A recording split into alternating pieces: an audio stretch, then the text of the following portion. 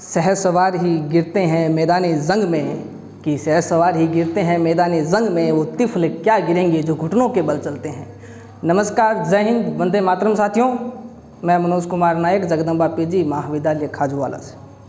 आज की हमारी जो वक्तव्य क्या उपयुक्त शीर्षक या कहें कि आज के जो चर्चा का विषय है वो है ब्रिक्स नामक संगठन की चरम वैज्ञानिक विकास एवं आधुनिक साधनों के इस वर्तमान दौर में सिक्के के पहले पहलू के रूप में जहां हम सभ्य एवं विकसित होने का दम भरते हैं, वहीं सिक्के के दूसरे पहलू के रूप में नैतिक मूल्यों का पतन, वैश्विक अशांति, आतंकवाद, जनसंख्या वृद्धि, जलवायु परिवर्तन आदि आज मानव समाज के समक्ष सबसे बड़ी चुनौती है तथा इन विभिन्न समस्याओं का और इन विभिन्न चुनौतियों का समाधान हमारे वर्तमान परिदृश्य पर आधारित इन विभिन्न ऑर्गेनाइजेशनों से, उन विभिन्न संगठनों के मार्गों से परिलक्षित होता है। आज के हमारे जो वक्तव्य का विषय रखा गया है ब्रिक्स, तो सर्वप्रथम तो हम एक ओवरव्यू ले लेते हैं कि संगठन क्या होता है। मेजरली संगठन तीन प्रकार के होते हैं। एक संगठन को कह सकते हैं कि क्षेत्रीय संगठन। पहला वो संगठन जिसे क्षेत्रीय संगठन कहेंगे जो क्षेत्रीय समस्याओं को, क्षेत्रीय मुद्दों को और क्षेत्रीय विविधताओं को ध्यान में रखकर बनाया जाता है। इट्स कॉल्ड क्षेत्रीय संगठन।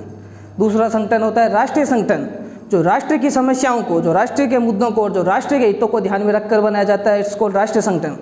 तीसरा होता है वैश्विक संगठन, अंतर्राष्ट्रीय संगठन, जो विश्व की समस्याओं को, जो विश्व के मुद्दों को और विश्व के समसामयिक घटनाओं को ध्यान में रखकर बनाया जाता है। इट्स कॉल्ड अंतर्राष्ट्रीय ऑर्गेनाइजेशन, मतलब अंतर्राष्ट्रीय संगठन। आज आप सभी ने मतलब मेजरली बता दिया कि क्या क्या संगठन है, क्या इसकी पृष्ठभूमि है। जो एक रीज़न है ना, जो आप सभी ने मिस किया कि इसको क्यों बनाया गया है, मतलब आपने ये बता दिया कि इसका भारत में क्या प्रभाव है, क्या नहीं है। जो मेजरली जो कारण देखा जाता है ना अंतर्राष्ट्रीय पॉलिटिशियन में, वो देखा जाता है रणनीतिक कारण, या देखते हैं पॉलिटिकल कारण क्या है इसका।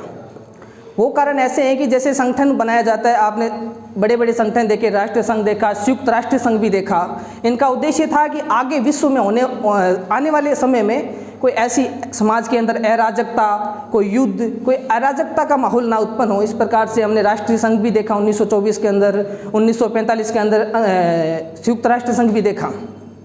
लेकिन जो ब्रिक्स नामक संगठन को बनाया गया है, इसका एक मुख्य उद्देश्य ये है कि 1990 का दशक है, इसके बाद में जैसे 1990 जैसे द्वितीय विश्व युद्ध के बाद मेजरली दो ध्रुव उभर कर निकले, एक था रशिया और एक था अमेरिका। हालांकि होता ये है कि धीरे धीरे समय परिवर्तित होता गया और जो रशिया है वो अपनी शक्ति क्षीण होती गई। जो एक ध्रुव जो अमेरिका है वो अपनी पावर में और अपग्रेड होता गया और विश्व के अंदर एक जो मेजर शक्ति है ना अमेरिका की, और वो पूरे विश्व के अंदर छा गई और विश्व पूरा एक ध्रुव के नीचे आ गया। It's called America. अमेरिका की शक्ति है वो इतनी